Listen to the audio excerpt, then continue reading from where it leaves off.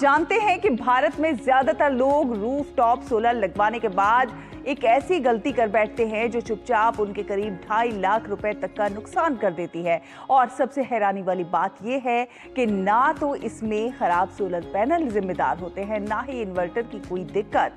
असल वजह सिर्फ 2 चीजें होती हैं, सोलर पैनल की डायरेक्शन और उसका टिल्ट एंगल, यानी आपका सोलर पैनल किस दिशा में लगा है और कितने एंगल पर झुका हुआ है। यही तय करता है कि आपको अगले 20-25 साल में कितना फायदा मिलेगा और कितना नुकसान। समस्या यह है कि इंस्टॉलेशन के समय इन चीजों को सही करने में सिर्फ 10 मिनट लगते हैं, लेकिन अगर बाद में गलती पता चले तो उसे ठीक करना काफी महंगा और मुश्किल हो जाता है। तो आखिर सही डायरेक्शन क्या होना चाहिए, कौन सा टिल्ट एंगल सबसे ज्यादा बिजली बनाएगा, आज के इस वीडियो में शाश्वत शर्मा आसान भाषा में समझाएंगे इसके पीछे की पूरी साइंस, ताकि सोलर लगवाने से पहले आप वो गलती कभी ना करें जो लाखों लोग आज भी कर रहे हैं।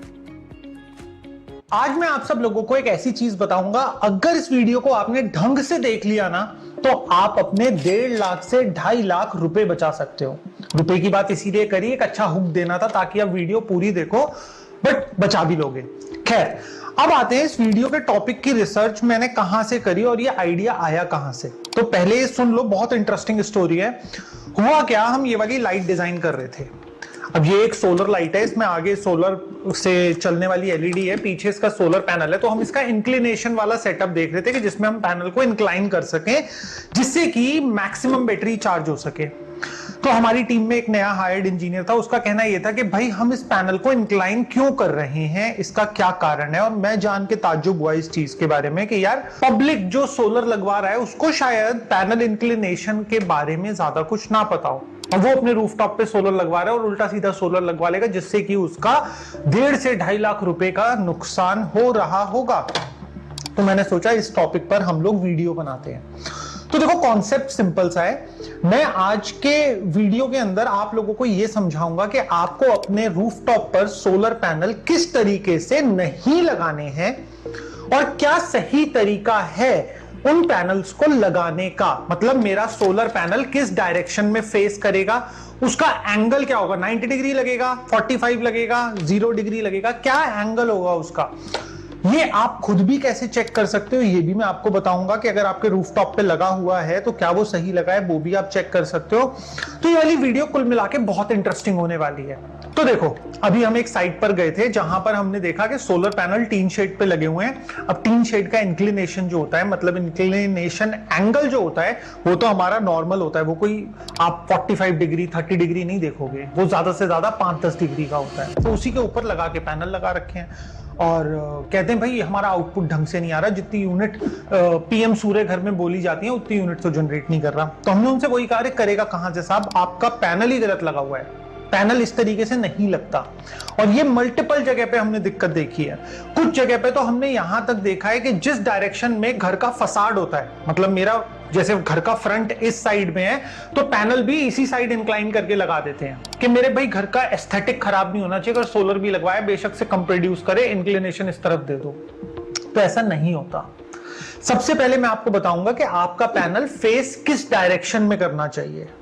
अगर ये आपका सोलर पैनल है, ये भी फ्लैट लेटा हुआ है, इंक्लिनेशन कितनी डिग्री का होगा वो मैं बाद में बताऊंगा, बट ये पैनल किस डायरेक्शन में फेस करना चाहिए। मान लेते हैं कि ये ईस्ट है, ये वेस्ट है, ये नॉर्थ है, ये साउथ है। तो मेरा जो पैनल होगा वो साउथ डायरेक्शन की तरफ फेस करेगा पूरे के पूरे इंडिया में।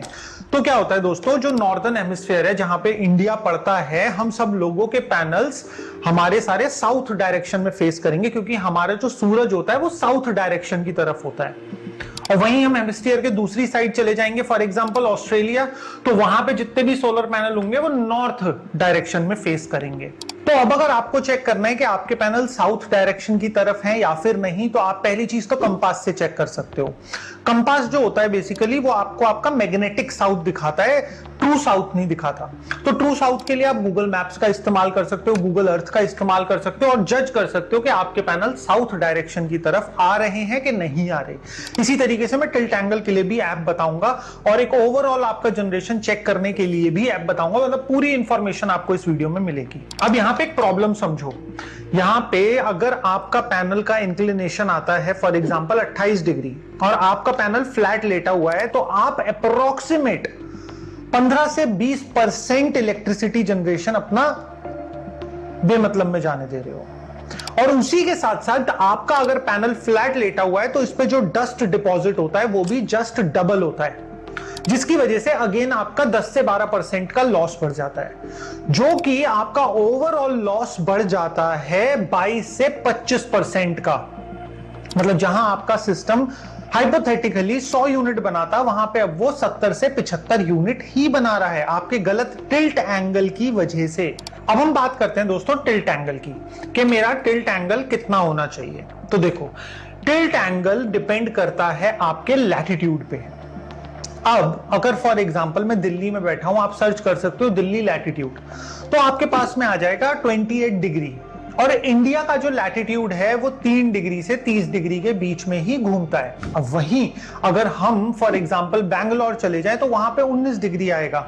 इसी तरीके से मैंने कुछ स्टेट्स निकाले थे, अगर आप दिल्ली में हो तो 28 से 30 डिग्री है, मुंबई में हो तो 19 डिग्री है, बैंगलोर हो तो 13 से 15 डिग्री है, चेन्नई हो तो 11 से 13 डिग्री है, कलकत्ता हो तो 22 से 24 डिग्री है। इस तरीके से अब यहाँ पे बहुत सारे लोगों के मन में सवाल आएगा कि यार मैं तो दिल्ली में रहता हूं, मेरे ऑलरेडी छत पे सोलर पैनल लगा हुआ है, अब मैं उसका टिल्ट एंगल कैसे देखूं। तो देखो, इंक्लिनोमीटर एक नॉर्मल ऐप है, फोन में आप इंस्टॉल कर सकते हो, फ्री है। उस वाली ऐप के अंदर जब आप अपने फोन में इंस्टॉल कर लोगे और फिर फोन को अपने सोलर पैनल के ऊपर रखोगे तो वो आपको आपके सोलर पैनल का इंक्लिनेशन दिखा देगा कि भाई आपका पैनल कितने डिग्री पे इंक्लाइंड है। और इसी के साथ साथ हमने अपनी एक रीसेंट साइट पे एक एक्सपेरिमेंट करा था जहां पे हमने एडजस्टेबल टिल्ट वाला स्ट्रक्चर लगाया था। तो देखो, ये हमने क्यों करा था, इसके पीछे का भी रीजन देता हूं। होता क्या है, जब विंटर्स होती है ना तो सन साउथ डायरेक्शन में और नीचे चला जाता है, समर्स में तो वो और ऊपर आ जाता है। मतलब दोपहर 12 बजे का सूरज बिल्कुल आपके सर के ऊपर होगा, बट वो विंटर्स में इंक्लाइन हो जाता है।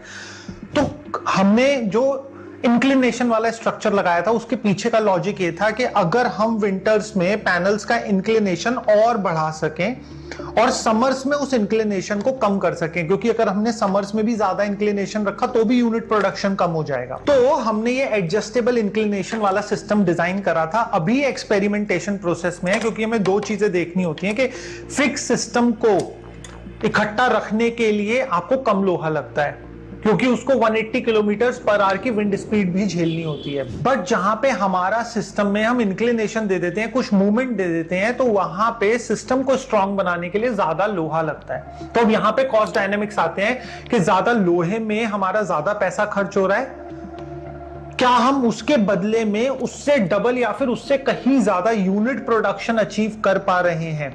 अगर हम फॉर एग्जांपल हमने लोहे में तो 1000 रुपए फालतू खर्च कर दिए, बट हमारा यूनिट प्रोडक्शन ही 500 एक्स्ट्रा हो पाया, तो ये वर्थ इट नहीं है। तो उस चीज पे अभी हम एक्सपेरिमेंट कर रहे हैं, अगर सक्सेसफुल हो जाएगा तो हम आप लोगों को जरूर बताएंगे। और इसी के साथ में एक डेजर्ट स्टडी भी हुई थी, तो उस स्टडी के अंदर क्या करा था उन्होंने, एक डेजर्ट एरिया में 183 डेज का टेस्टिंग था, जहां पे उन्होंने एक पैनल को फ्लैट लिटाया था और एक पैनल को 25 डिग्री के इंक्लिनेशन पे लिटाया था।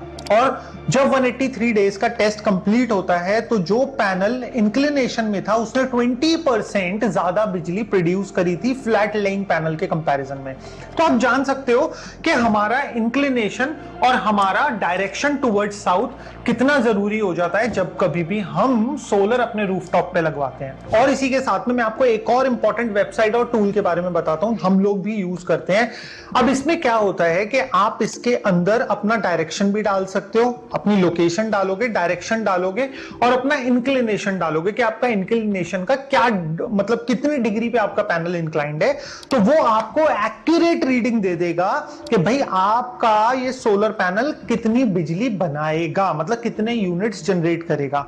अब फॉर एग्जांपल अगर दिल्ली में आपका 12 डिग्री पे टिल्ट है तो ये पर डे कितना बनाएगा, और अगर यही पैनल 30 डिग्री पे टिल्ट है तो ये पर डे कितना बनाएगा। मंथ वाइज आपको ब्रेकअप दे देगा ये पूरे के पूरे सिनेरियो का। तो वीडियो में यहां तक आते आते मैं आप सब लोगों से भी जानना चाहता हूं कि आपके यहां पे अगर सोलर रूफटॉप लगा हुआ है तो आप लोग अपना इंक्लिनेशन और अपना डायरेक्शन चेक करो और मेरे को बताओ कि आपके इंस्टॉलर ने सही तरीके से सोलर पैनल आपके रूफ पे लगाया है। और अगर आप सोलर लगवाने वाले हो तो देखो मैंने आपको जानकारी पहले से ही दे दी। गांवों में रोजगार को लेकर सरकार अब एक बड़ा